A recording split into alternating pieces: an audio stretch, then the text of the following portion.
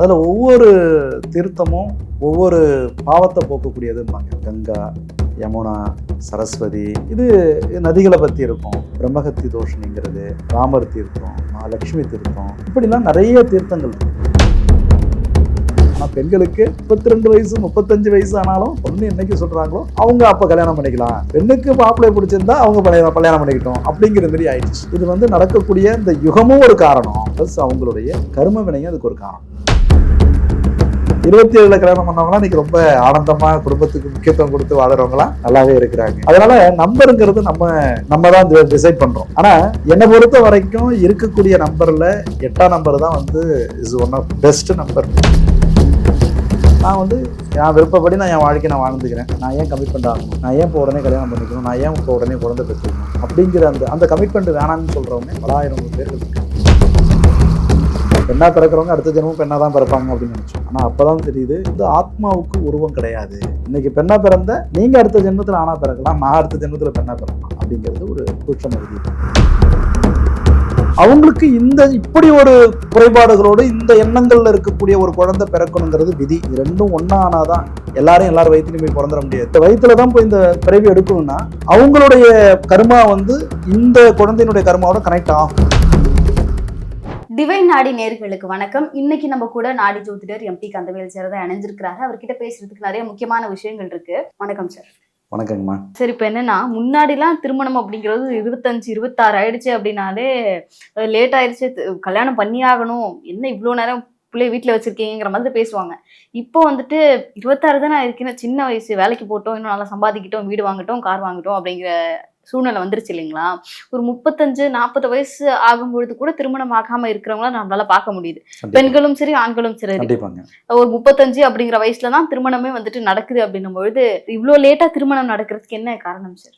அதாவது கோவில்களில் பார்த்தீங்கன்னா ராமேஸ்வரம்னு ஒரு கோயில் இருக்குங்க. ராமேஸ்வரம் கோயிலை பற்றி பேசணும்னா நிறைய விஷயங்கள் இருக்குது. 23 தீர்த்தங்கள் கோயிலுக்குள்ளே இருக்கிறது. கடல்கரை ஓரமாக இருக்கக்கூடிய கோயில். உள்ளே இருக்கக்கூடிய அந்த தீர்த்தத்தில் பார்த்தீங்கன்னா தண்ணி உப்பு கரிக்காது. அதில் ஒவ்வொரு தீர்த்தமும் ஒவ்வொரு பாவத்தை போக்கக்கூடியதும்பாங்க. கங்கா, யமுனா, சரஸ்வதி, இது நதிகளை பற்றி இருக்கும். பிரம்மஹத்தி தோஷினிங்கிறது, ராமர் தீர்த்தம், மகாலட்சுமி தீர்த்தம், இப்படிலாம் நிறைய தீர்த்தங்கள் இருக்கு. அந்த கோயிலில் பார்த்தீங்கன்னா சிற்பங்கள்ல ஒரு விஷயம் இருக்கும். இந்த கலியுகத்தில் ஆண் இது வரைக்கும் பார்த்தீங்கன்னா ஒரு ஆண் தான் ஒரு பெண்ணை சுமந்து போனதா இருக்கும். ஒரு ஆண் தான் ஒரு பெண்ணை சுமந்து போனதா இருக்கும்.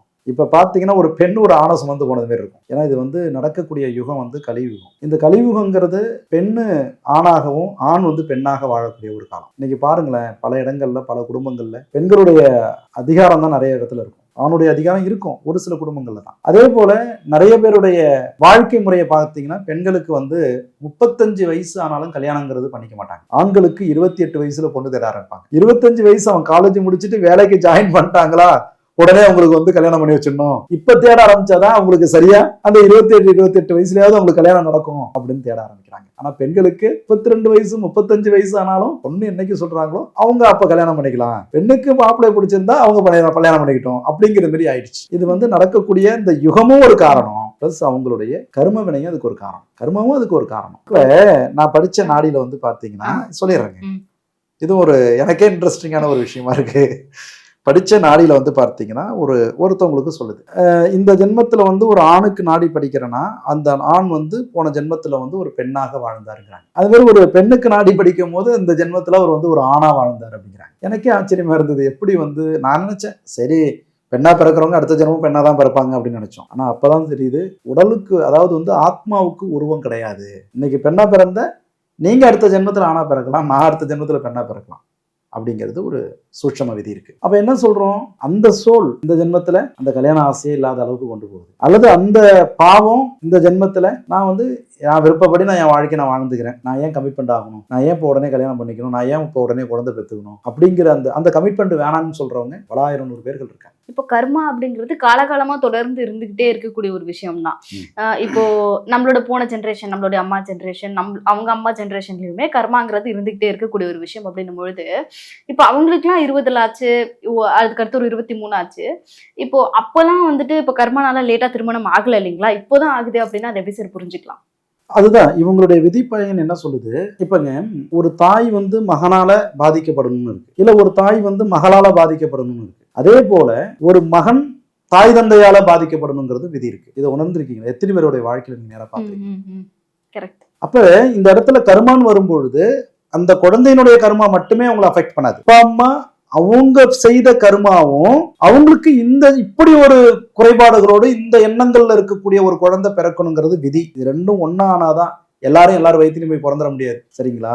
இந்த வயிற்றுலதான் போய் இந்த பிறவி எடுக்கணும்னா அவங்களுடைய கர்மா வந்து இந்த குழந்தையினுடைய கர்மாவோட கனெக்ட் ஆகும். அப்பதான் அது குழந்தையால சந்தோஷம் அனுபவிக்கக்கூடிய ஜாதகம் சொல்லலாம், குழந்தையினால யோகத்தை அனுபவிக்க வேண்டிய ஜாதகம் சொல்லலாம், இல்ல இந்த குழந்தையினால இவங்க வந்து பல இன்னல்களையும் அவமானங்களை சந்திக்கக்கூடிய ஒரு ஜாதகம் சொல்லலாம். அதெல்லாம் நம்ம வந்து அந்தந்த தனிப்பட்ட நபர்களுடைய ஓலை எடுத்து பார்க்கும்போது அதை பத்தி நம்ம ரொம்ப டெப்தா தெரிஞ்சுக்கலாம். பொதுவா சொல்ல முடியாது.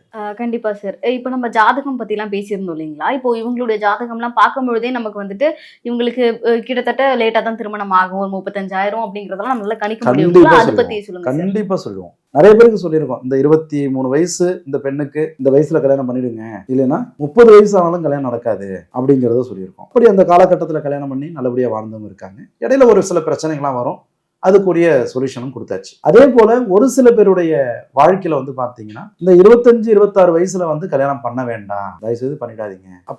அப்படி மீறி பண்ணுனா இப்ப கல்யாணம் ஆகலைங்கிற ஒரு வருத்தத்துல பார்க்க வந்த நீங்க அதுக்கப்புறம் அந்த வாழ்க்கையில உள்ள பிரச்சனைக்கு தீர்வு என்னங்கிற ஒரு காரணத்தினால வந்து உட்காந்துருப்பீங்க. அதனால கல்யாணத்தை பொறுத்த வரைக்கும் நம்ம வந்து என்ன அந்த காலகட்டத்துல சொல்லுதோ அதன்படி போறதுதான். இப்ப நானுமே கூட கேள்விப்பட்டிருக்கேன், என்னன்னா இவங்களுக்கு 26 வயசு ஆச்சுன்னா அப்ப மட்டும் பண்ணுங்க, அதுக்கு முன்னாடியும் பண்ணாதீங்க, அதுக்கப்புறமும் பண்ணாதீங்கன்னு சொல்லுவாங்க. இல்ல, அது வந்து ஜோதிட விதிகள்ல சொல்லுவாங்க. ஜோதிடத்துல வந்து சொல்லுவாங்க 26ல பண்ணாதீங்க, 27ல பண்ணுங்கம்பாங்க. அப்ப என்ன சொல்றோம், சில பேர் சொல்லுவாங்க 26 6ஆம் நம்பர், அதோட 2 சேர்த்தோம்னா 8ஆம் நம்பர். அப்ப சனி 8 வந்து சனிக்குரிய நம்பர். அதை வந்து என்ன பண்ணுவோம், ஒரு பெரிய ஹைலைட் பண்ணி நீ 26ல கல்யாணம் பண்ணக்கூடாது, சனியோட நம்பர்ல கல்யாணம் பண்ற, வாழ்க்கை நல்லா இருக்காது அப்படிலாம் சொல்லுவாங்க. அதெல்லாம் வந்து தவறான ஒரு ப்ரெடிக்ஷன் சொல்லலாம். ஏன்னா இவங்களுக்கு அந்த 26வது வயசுல அது சம்பந்தப்பட்ட கிரக அமைப்புகள் வந்து ரொம்ப வலு பெறும் பொழுது திருமணம் பண்ணலாம், வாழ்க்கை நல்லா தான் போயிருக்கு. அது மட்டும் இல்ல, சில பேர் என்ன சொல்லுவாங்க 27ல பண்ற, 27ல நீ உருப்பட முடியாதுமாங்க. ஆனா 27ல கல்யாணம் பண்ணவங்களாம் இன்னைக்கு ரொம்ப ஆனந்தமா குடும்பத்துக்கு முக்கியத்துவம் கொடுத்து வாழறவங்களாம் நல்லாவே இருக்கிறாங்க. அதனால நம்பருங்கிறது நம்ம தான் டிசைட் பண்றோம். ஆனா என்னை பொறுத்த வரைக்கும் இருக்கக்கூடிய நம்பர்ல 8ஆம் நம்பர் தான் வந்து இஸ் ஒன் ஆஃப் பெஸ்ட் நம்பர்னு சொல்லுவேன். So lucky number. ஆனா 8 வந்து நம்ம நாட்டிலே இப்ப இல்லை. நம்ம நாட்டில் இப்போ ஒரு கார் ரெஜிஸ்ட்ரேஷன் பண்ணணும்னு வச்சுங்களேன், எனக்கு டோட்டல் நம்பர் வந்து 8 வரும்னு கேட்டா இல்லை, காசு கொடுத்தா கூட நம்பர் வாங்க முடியாது. அது அந்த இதுல இருந்தே எடுத்துட்டாங்க. ஆனா 8க்குள்ளதான் மற்ற 9 எண்களும் இருக்குங்கிறது தான் அதனுடைய சூட்சமம். அதனாலதான் அந்நிய தேச கண்ட்ரில வெளிநாட்டுல ஒரு கண்ட்ரில என்ன பண்ணுவாங்க, அந்த கால்குலேட்டர் எல்லாம் பாத்தீங்கன்னா வச்சுங்களேன், மேல பாத்தீங்கன்னா அந்த 8 8 தெரியும் உங்களுக்கு. ஏன்னா அந்த 8க்குள்ள வந்து பாத்தீங்கன்னா எல்லா நம்பரும் வரும். 1 வரும், 2 இப்படி வந்துரும், 3 இப்படி போய் இப்படி வந்துரும், 4 இப்படி போயிட்டு வந்துடுது, 5 எல்லா எண்களும் அந்த 8க்குள்ள வரும். ஆனா மத்த எண்ணுக்குள்ள நம்பர் கொண்டு வர முடியாது. அதனால 8 வந்து ரஜினிகாந்த் சார் கூட ஒரு படத்துல சொல்லியிருப்பார் இல்லையா, கவிஞர் வைரமுத்து சார் எழுதின ஒரு பாடல், ரொம்ப நல்ல பாடல் அது. 8 8 மனித வாழ்வை பிரித்துக்கொள், இப்ப எந்த 8ல் இருக்க என்று நினைத்துக்கொள். நல்ல பாட்டல்.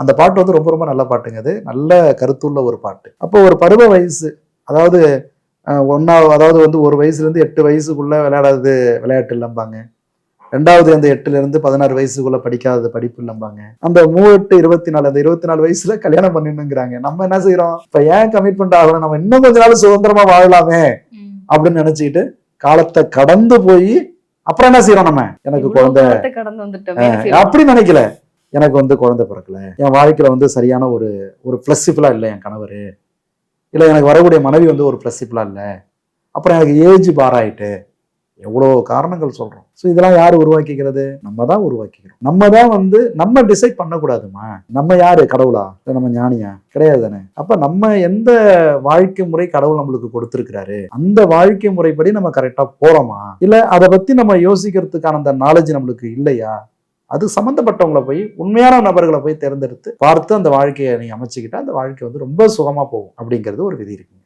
கண்டிப்பா சார்.